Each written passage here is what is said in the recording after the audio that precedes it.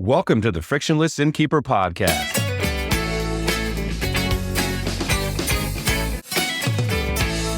Coming right up, fresh tips and insights from lodging professionals aimed at helping you improve your business. Our podcast is brought to you by the Frictionless Guest App, the digital concierge that helps your guests to live like locals. Learn how at frictionlessguest.com. Steve Short, I tell you, 2026 seems to be the year of AI. Everybody's been saying that, and I'm sure 2027 will be as well and beyond. But AI is the topic this year. Our lives will never be the same. We don't know what's going to happen with AI and how it's going to impact things. We know it's just going to be a huge impact, but at least with our discussion today with Mike Lannen, our guest, it's nothing ethereal about it. It was all pretty, hands-on, and here's what you could do, and here's stuff you can use and apply today without getting into all of the technical side of things. It was more just a practical, good, really just a lot of stuff packed into this discussion. Yeah, very much so. And this is one of our longer ones, but like we were saying before, it went by pretty fast. So lots of tactical and practical insights here from Mike Lannen, who's the founder, and I love his title. It's founder and AI whisperer of Eternity. And Eternity is a web digital marketing and AI consulting firm based in Burlington, Vermont. This topic was all about AI search and what innkeepers can do really now, and a lot of like practical tips and tools. And then also be sure you listen all the way to the end, because there's some predictions of the impact of AI on the future of humanity from all three of us. So you got to make it to the end to see what Mike said, what Steve said, and what I said. Yep, for sure. Mike's a very smart guy, knows his stuff, but also explains things in a very straightforward way. So I think this one's packed with a lot of good stuff. Yeah, with that in mind, we hope you enjoyed this Frictionless Innkeeper podcast interview with Mike Lannen, founder and AI whisperer of Eternity. Mike, welcome and thanks for joining us. Thanks so much. Thanks for having me. Yeah, Steve Short, always a pleasure to see you. How are you? Hey, Matt. Glad you're here. Actually, I'm more glad that Mike is here. So, I'm more glad that Mike is here as well. Yes. no offense, Matt, but we're here to talk to Mike. But Of course, he's the talent, Of course. Yeah, and it took a little while for us to get him on, but he's a busy man and he's finally here.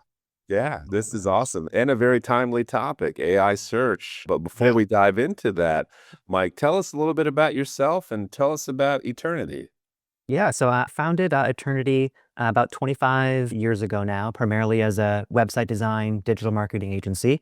And then over the past probably 4 or 5 years, dove pretty deeply down the rabbit hole of AI technology, from both content creation to data analysis, and then quickly found that it was going to really take the cake on any kind of technological changes. We're a team of 12 based in Burlington, Vermont.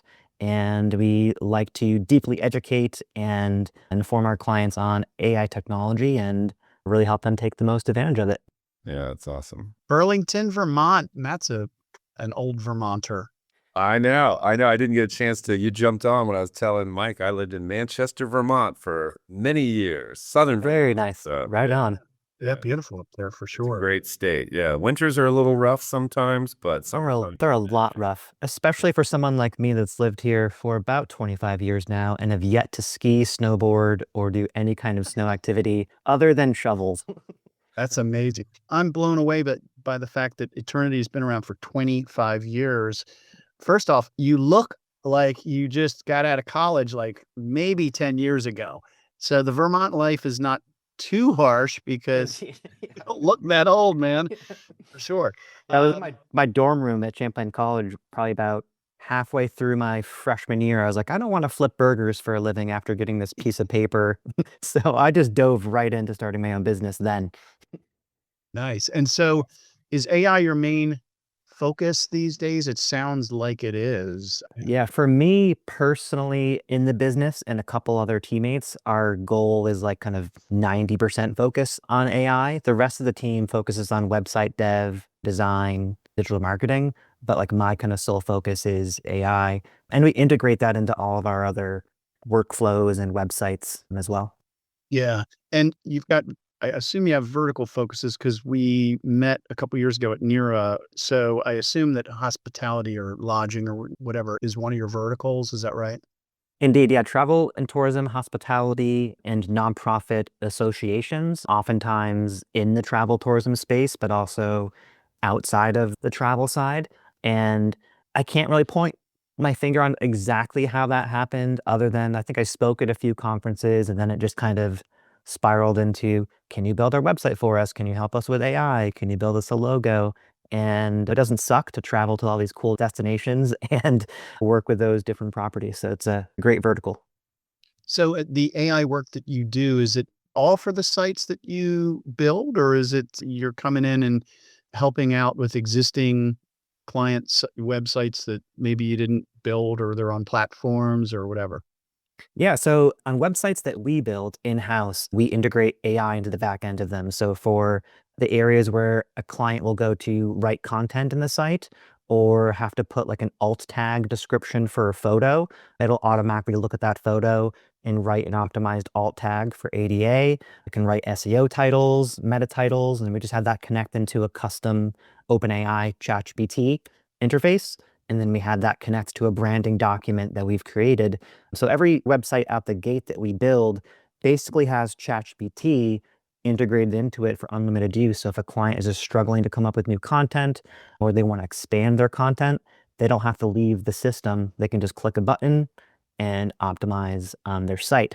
On the kind of the flip side of that, we also do AI consulting, audits, and workshops. So even if a client isn't looking to touch their website at the moment or any of their digital marketing, and maybe they have an internal team, we can help with training that internal team and how to use those tools safely and securely, build an AI usage policy, and make sure they actually are using the tools they should or could be using. Okay, interesting. Well, let's get into the whole AI thing. What do you want to talk about today? Yeah, so I would say probably the traveler journey, like the discovery journey, how much that's changing and how rapidly it's changing. So I couldn't say like back in the day, but even now people are still using Google, but the path of like going into Google and trying to find like best hotel in this location or best experience in this particular destination and looking through 10 links per page and clicking on a link and scrolling past ads are slowly but surely going away and shifting more towards folks using tools like ChatGPT, Perplexity, Google's AI search to have more of a deep conversation with this AI. So what's kind of happening there is folks aren't necessarily typing in best hotel destination in Portland. They may be typing in a conversation like, I'm looking to do a trip in the summer with my family, two kids, two of them are teenagers. One of them has a gluten-free allergy. I have this budget. I'm looking for this week of availability. Go find what's available. And these AI tools will scour the web, look at different websites, look at different third-party channels for amenity information, and then come back with a very detailed kind of analysis of here are the ones that fit your needs. So no longer do you need to spend time going into Google, looking at the blue links, clicking on that link, going to the website, trying to find that information. It just thinking about it like that now seems like almost archaic to me in terms of a process. I personally rarely go to google.com anymore. I just hop right into ChatGPT for pretty much everything. So that is going to change a lot of things. For one, folks are already seeing this, a drop in your site visits, a drop in organic traffic. Is that a bad thing? It could be if there's other things going on. But the trend that's going to continue to happen is folks getting their questions answered from these ChatGPT systems, pulled from content of your website. So your website is still important, but they may get all those answers in that research process within a chat window.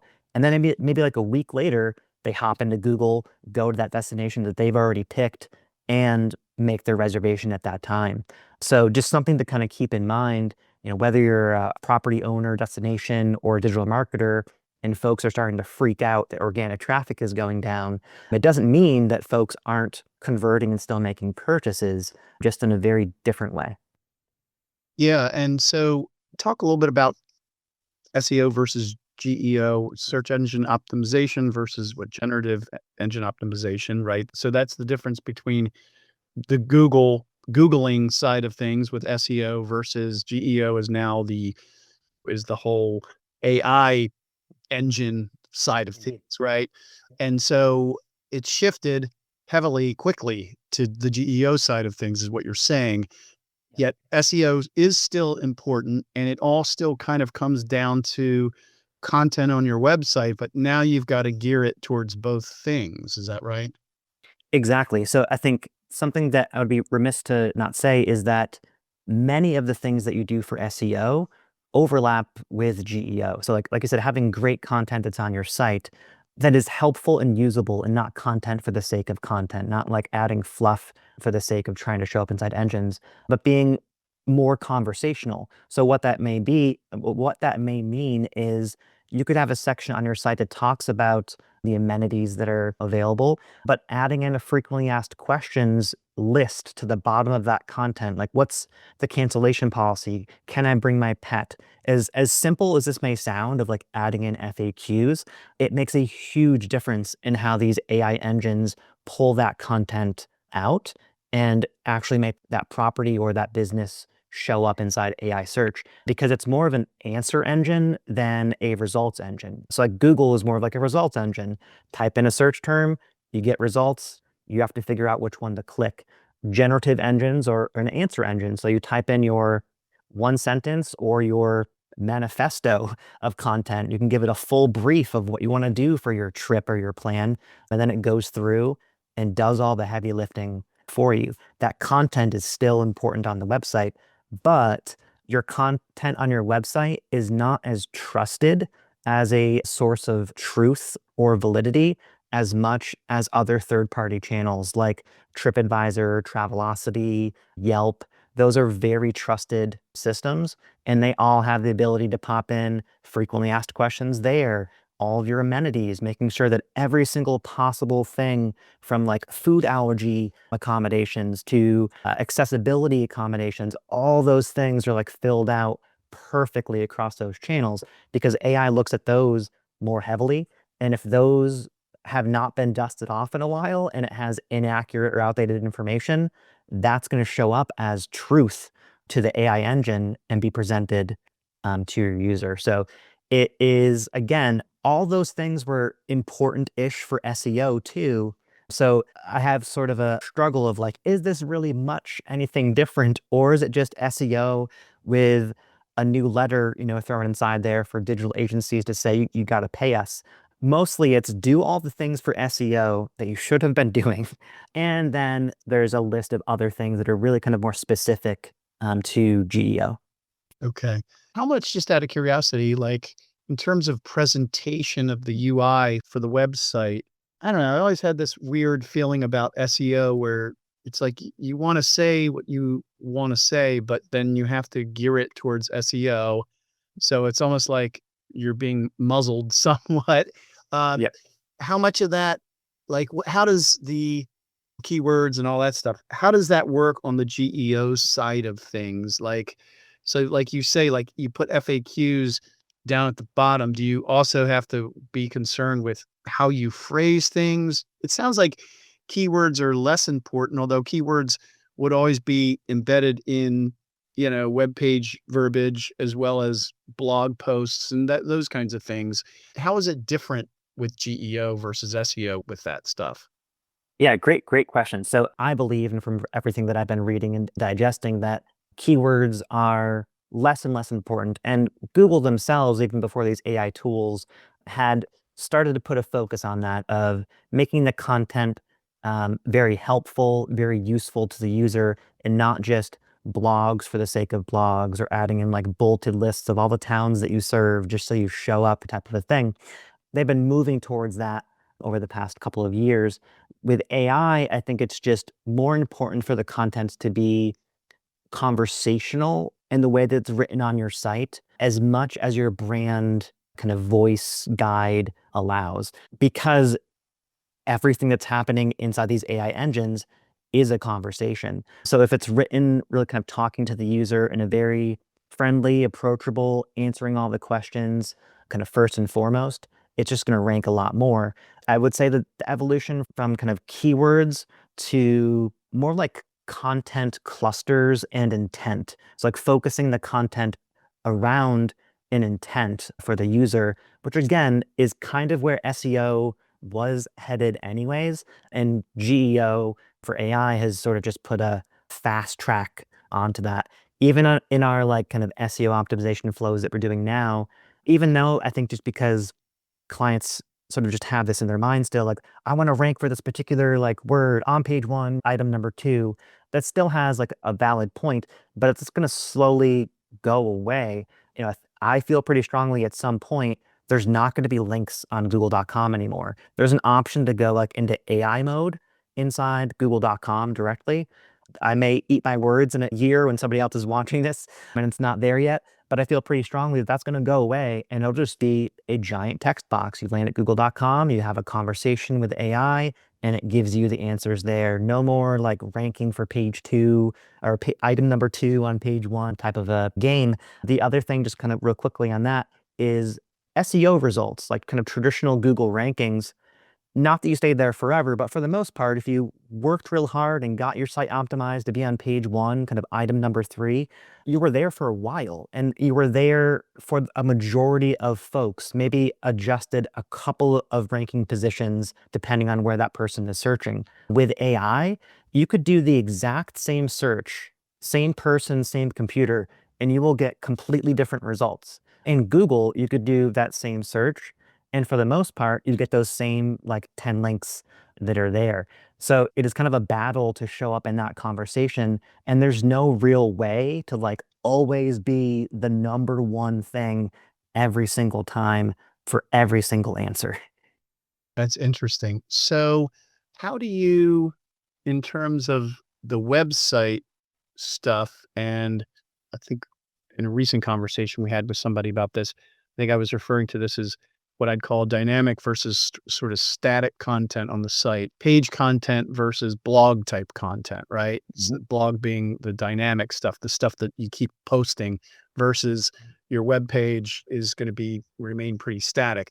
So on the static stuff, how do you message correctly? I'm just curious to know if it's going more conversational, like from a marketing perspective, the tendency would be short blurbs, try to get as much information to them in a non-conversational way with bullet points and those kinds of things, because there was always a concern, well, if people can't find what they're looking for, they're going to leave within the attention span's bad. So do you use do you keep that static content relatively simple and use more of that dynamic blog type content as the conversational stuff? Is that the approach? I'm just curious. Yeah, that's a great question. That certainly could be part of the approach. Yes, like kind of keeping some of the static content a little more tight and to the point, and having conversational content be in the, whether it's deemed blog or resources or tips or however it kind of gets branded. There's also other ways in the display and like the treatment of said content. So having like top of the, even though as much as I sort of despise this term, I'll use it anyways, like sort of top of the fold, even though there's not a fold anymore, but top of the page, having the kind of immediate, like, this is your problem, here's the answer, or like, this is the problem, we're going to help solve this. Having that be really like front and center, and having other deeper, more conversational content, it could be sort of visually hidden behind, like, typically they're called like an accordion, something that can kind of collapse and expand when you click it, which is great for those frequently asked questions or like a read more type of content. So for the user that lands there, like not from AI, doesn't like take a look at the page and say, what is all of this? I'm just going to click back. But that the AI engine has enough information inside there to make reasonable conclusions based off of that person's answer. Because if it's too short and like to the point, it may like not be able to answer the question, or worse, it might hallucinate and say like, yeah, they've got like a unlimited no cash bar. It could come up with something completely irrelevant if it's not kind of properly discussed there.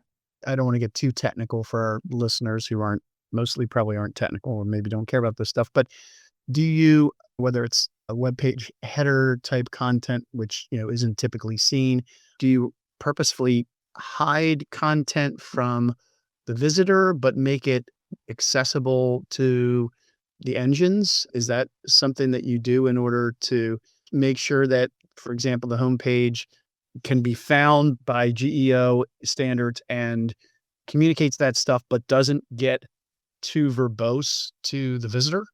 I would not recommend that, as it might not be considered like exactly black hat. Like in SEO, there's sort of a term of like black hat and white hat of sort of Okay. what you're supposed to do. It's like black hat, an example being like putting a comma separated list of like 100 cities. They're like white text on a white background on a page. Google will quickly like remove that page from its indexes. So if it feels Underhanded? yeah, if it feels Yeah. icky, for the most Yeah. part, Google at some point or the AI engines at some point will catch on. Like you might be able to get a quick win and then like, Yeah. why did my traffic go down? Because they started to delist you. If Yeah. the content is sort of kind of quote, sort of hidden, using things like accordions that expand and collapse content, that's totally like white hat allowed and even nice to have for a user's interface where they don't have to look at all the content, they can scan. I think it's, for the most part, for better or for worse, we all have the attention span now of like a goldfish. Goldfish probably has a better one. So we don't read as much, but we'll scan just fine. Like we'll look at headings and be like, yep, that's my content. That's the only little block that I want to get an answer to. And then I'm on to the next thing. Yeah. That's pretty wild. Pretty cool stuff. I think you've got some ideas or some, as Matt and I have come to use a phrase, tactical and practical, right? We picked that up from somebody we talked to about a year ago, I think, I right? like it. Right. I have to Some of that steal that in some future conferences and mention you guys.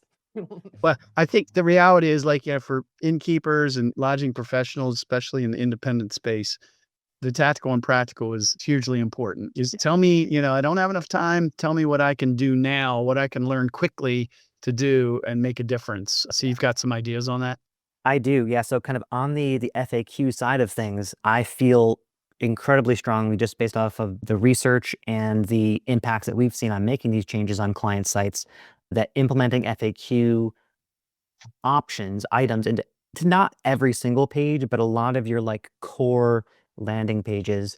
While that may sound like a heavy lift for some, especially if it's like a small bed and breakfast or like a sole kind of proprietor, AI can help you a lot with that. I can provide you guys with a link in the show notes. It's a totally free, like no obligation, no credit card necessary. It's a little tool that we built with ChatGPT where you can pop in a single landing page. It'll scan through that page and it will come up with kind of gaps that might be missing for potential frequently asked questions. And because AI has access to pretty much everything in the world, it'll give you recommendations on people are probably going to want to know the answer to this. So it'll come back with a minimum of 10 FAQs based off of that page that you pop in there. Is every single one of those going to be accurate?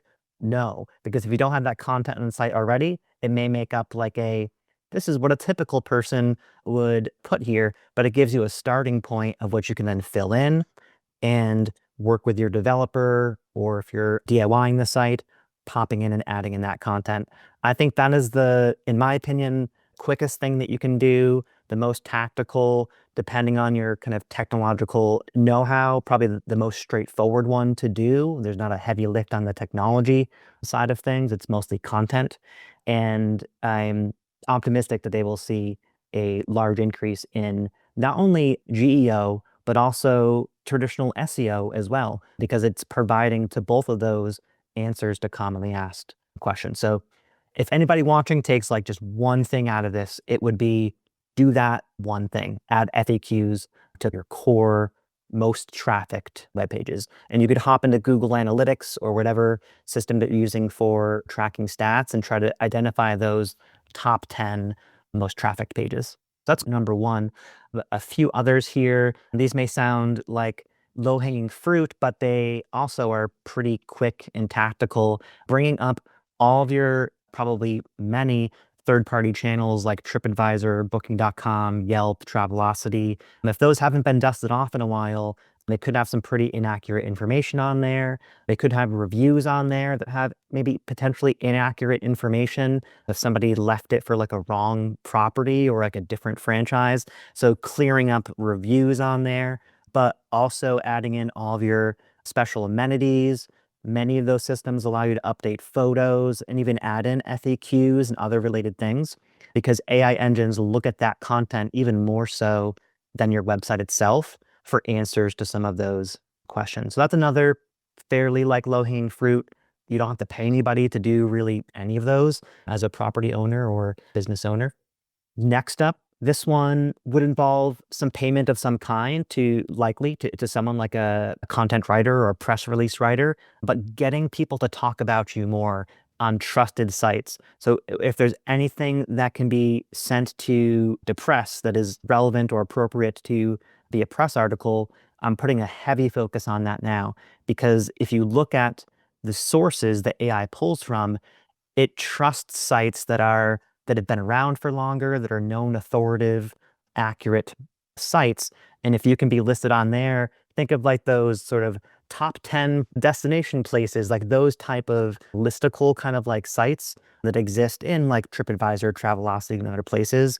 Getting listed inside those, while that might incur a little bit of kind of one-time money to get those out there, can have a really big impact on you showing up. Because while your site might not initially show up inside that AI conversation when somebody does that lookup for like things to do or places to go, that third-party site may, and then they go to that third-party site, or they see in the AI result answer that place got recommended, and then link to the website there. So press releases and kind of like earned media, while I think they had, in my opinion, like kind of PR submissions and PR in general had like a peak and then kind of started to go like, not a downward trend, but just sort of plateauing, at least from my perspective. Now I think it's going to need to get cranked up a little bit to be able to show these AI engines, yes, this is a trusted source, this is a valid place, I'm going to suggest this to a user that's typing into my AI text box. Well, it's interesting, the content writing part, or requiring content writer. I think what you're saying is you want backlinks from other sites to your site. Is that right? And so that can come in different ways. These third-party vendors that are trusted by the AI engines is, that's one way.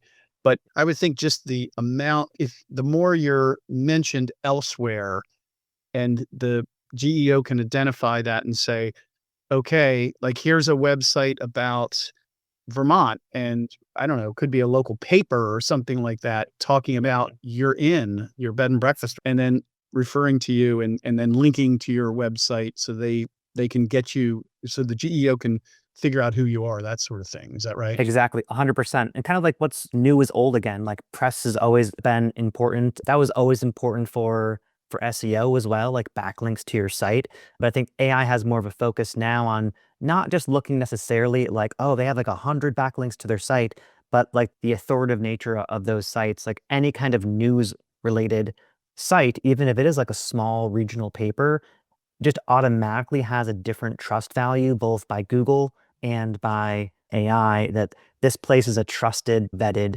source, for better or for worse in our current like political news system. But it makes such a big difference on you showing up like multiple times inside the AI conversations that are happening.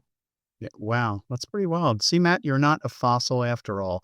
Because No, that comes from the communications PR side from remember way back when we used to do, not for Frictionless, for my professional services company, when we used to do news releases, Matt? No. Oh yeah. Oh yeah. It's come back. It did flatten out once social media started to come in and your own content through blogging and stuff like that. So yeah, I like seeing that PR is making a comeback here. It definitely did dip for a little while there. So certainly good for my business. That's for sure. So yeah, it's good to see that it always kind of has been important, because it's a third party validation, no matter what. Somebody picks up the Burlington Free Press, even the paper version of it, and sees a write up about, an inn. I mean, even the old school way of being influenced beyond just geo. Yeah, you just naturally trust that place, even if it's like 25% more than the other competitor that you're looking into. You're going to pick that one because you saw their article and saw somebody else talking about it. Yep. Yeah. And AI is kind of the same way, really. Another just kind of fascinating stat, and I can give like that users that are like actively engaging with LLMs, like these large language models, ChatGPT, Perplexity, they're almost 4.5 times more likely to convert than traditional search engines.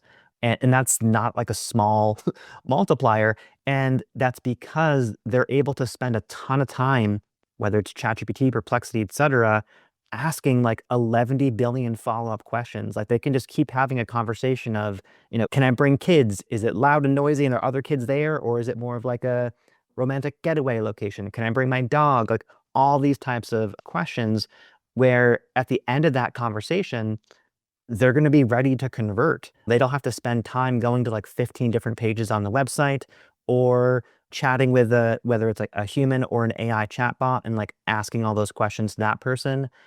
AI, in a way, is turning into kind of like a personalized travel planner slash concierge that's personalized to you, especially because in many of these systems, depending on like how much you've shared with it or what your privacy settings are, I'm not suggesting everyone do this, but I mostly traded my privacy and security for convenience like a long time ago, like before these AI engines came out, like this little black mirror inside our pockets tracks everything about us, our phones and watches, everything is tracked. So I mostly had to come to the mindset of I'm going to tell these AI systems like my food preferences, where I like to go, my age, my height, like all sorts of personalized information. So when I'm inside my ChatGPT and I ask for like the best place to get food in this location, it knows that I like Thai food, that I love extra spicy, that my wife is gluten-free, and it gives me a hyper-personalized answer of, here's a place to go get great Thai food, and they have a plethora of gluten-free options.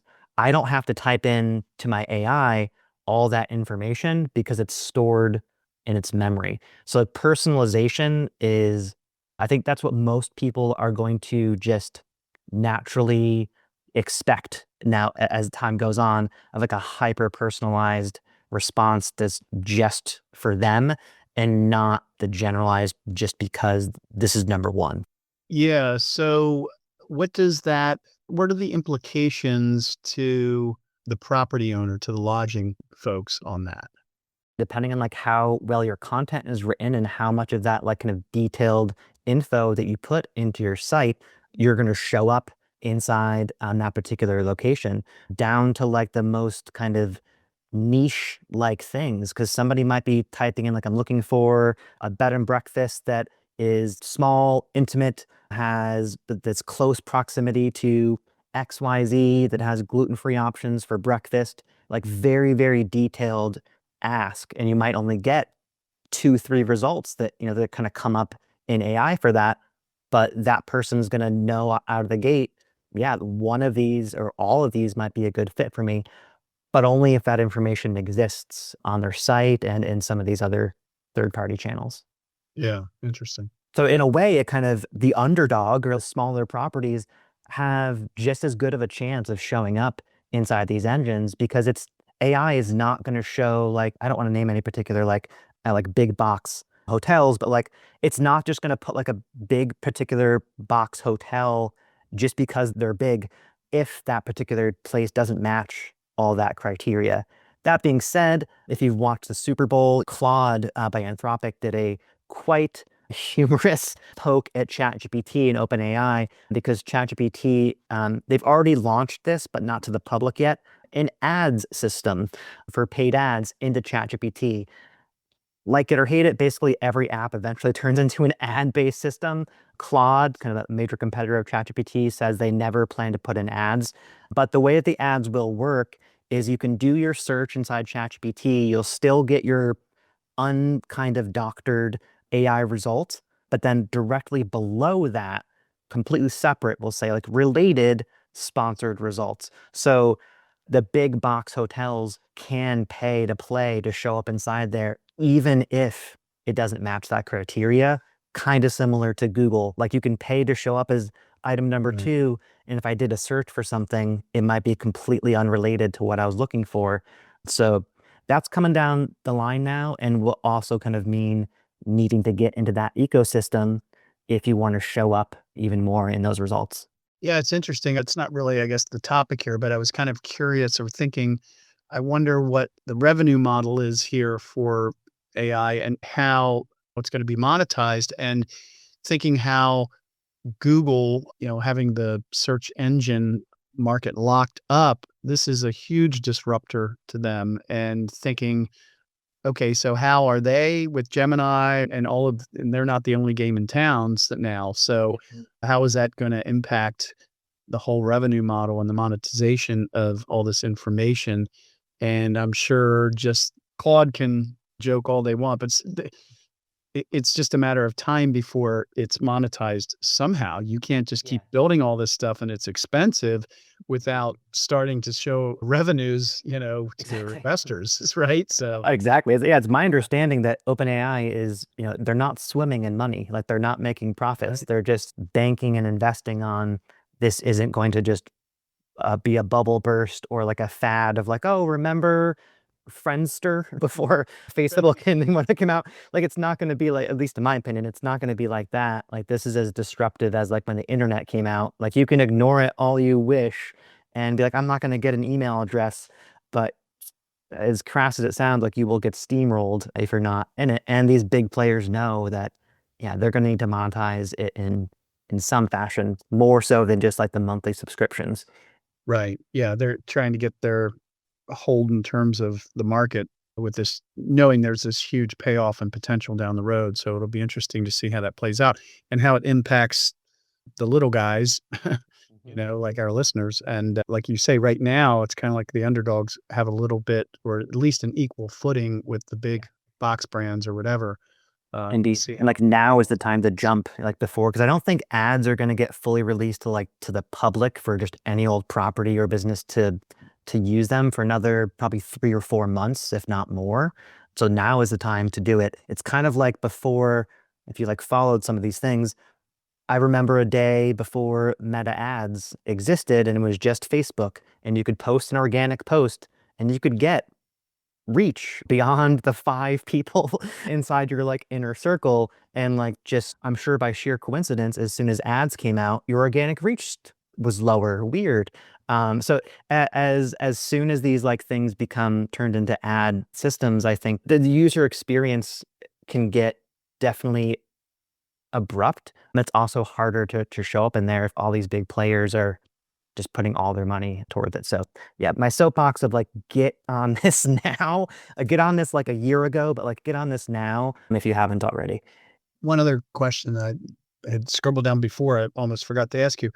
So what is the timeline? Just like, with SEO and organic search and all of that, it takes a while for you to get, once you've updated your information on your website and wherever else, it takes a while for you to get noticed and kind of used to work your way up that organic search ladder, right? Yep. So what are you seeing on the GEO side? How is this working? And is it the same kind of thing where, I would think, because again, it's all about trying to get accurate, reliable, trusted data, right? That's what the AI engines want. So I would think that that's going to come in time, but is it the same timeline, or what are you seeing? Yeah, that's a great question. It is like apples and zebras different. So not even like the same fruit family, because SEO, even though it's quicker now, if you update a bunch of content on your site, it's not going to be like updated that second or even like that day. It could take days or weeks. It used to take like months in the past, but for the most part, you can start to see some SEO movement and change in a matter of weeks, if maybe not like a month.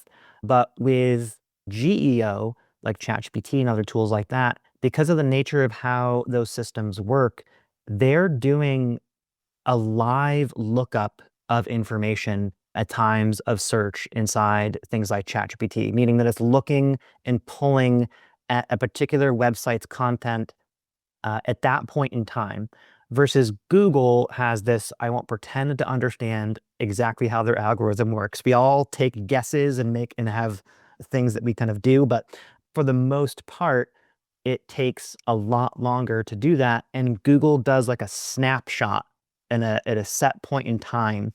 and then ranks you for that. So just like I said kind of previously, when you search inside Google and see those 10 links, it's not like those links are changing throughout the minutes or the days. They're like locked in for a little bit and then slowly adjust. But with GEO, you could make like a bunch of these changes, like the FAQ changes and other things like that, and see a near immediate, like that day, if not like the next day, change in showing up in the conversations, because it's going to go out there and do another new live lookup and see that you have answers to all those questions. Amazing. And to think about that happening with all of this data out there, it's kind of mind-boggling that it's happening real time, basically. It is, and that's what's costing them, like, my favorite, like, term of the number, $11 billion, like, a day, like, keep these systems running. They're, like, basically melting their servers, and using an absorbent amount of water and resources, which has me sort of, like, on a teeter-totter of, like, is the world gonna be around for these AI tools to work? But hopefully AI can fix that for us, knock on wood. Or maybe it's going to be up in the sky, like we just heard.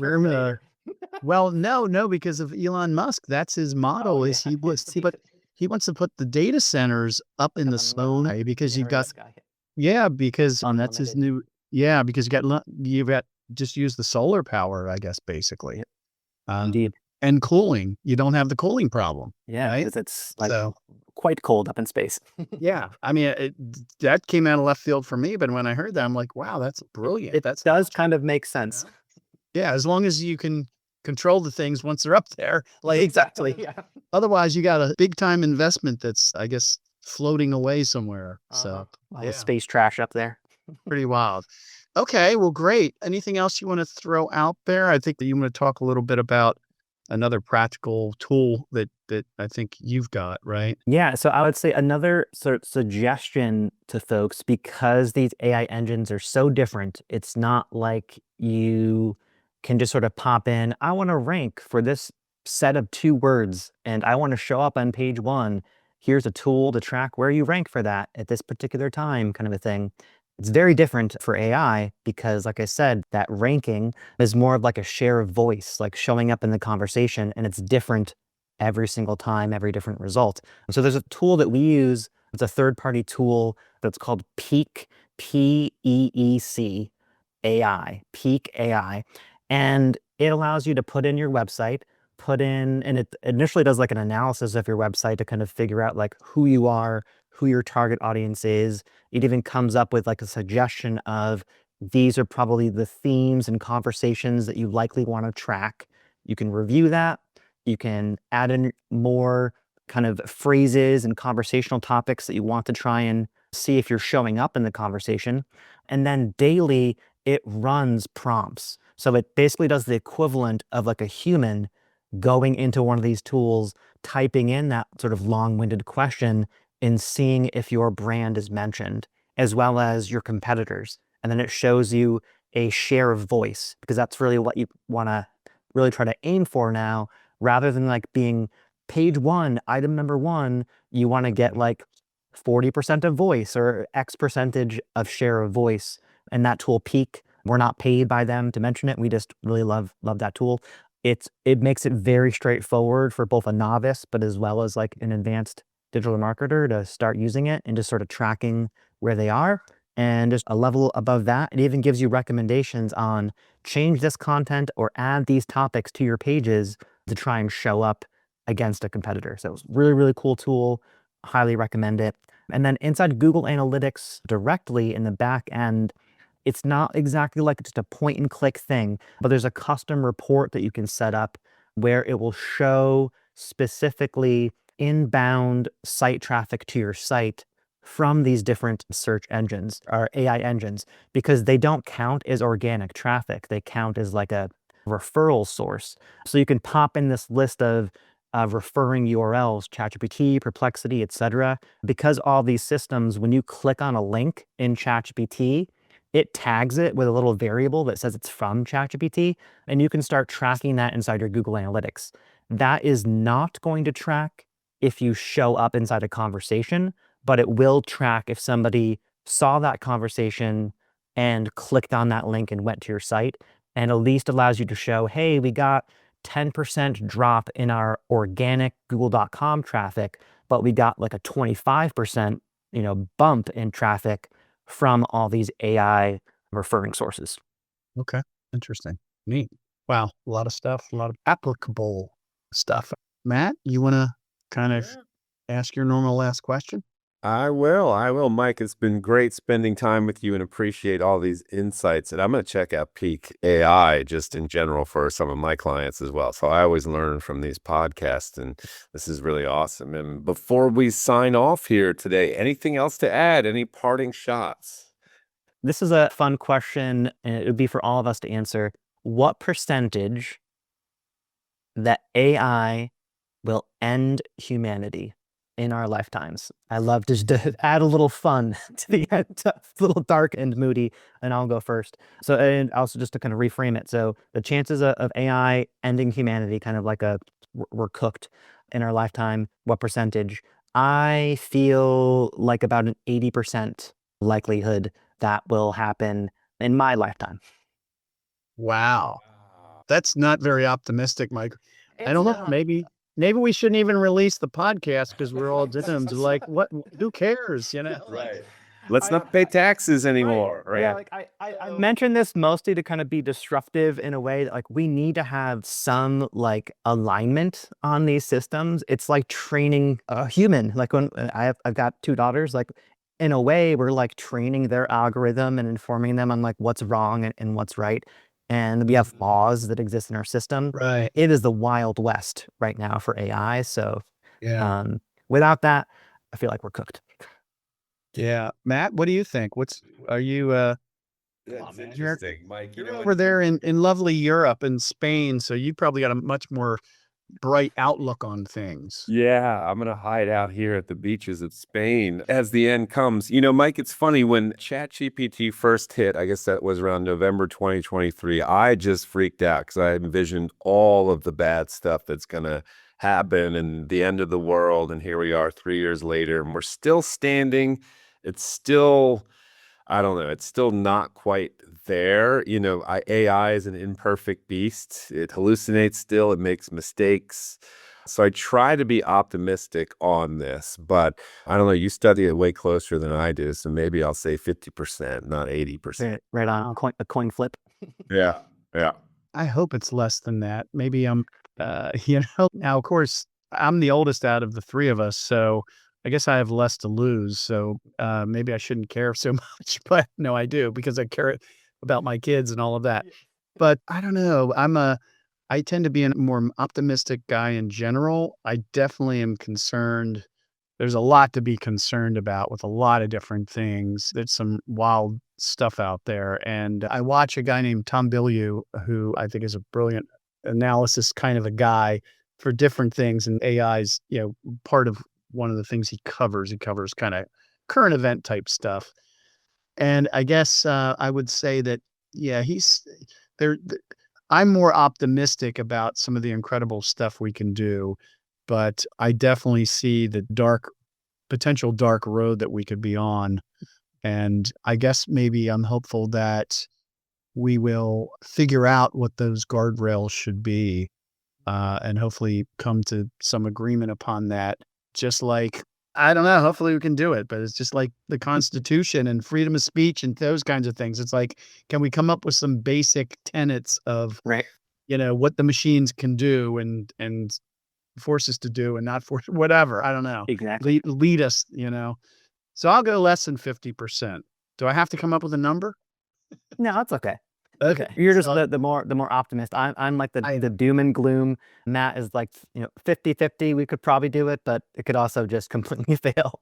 And Yeah. Steve, I respect and appreciate your optimism.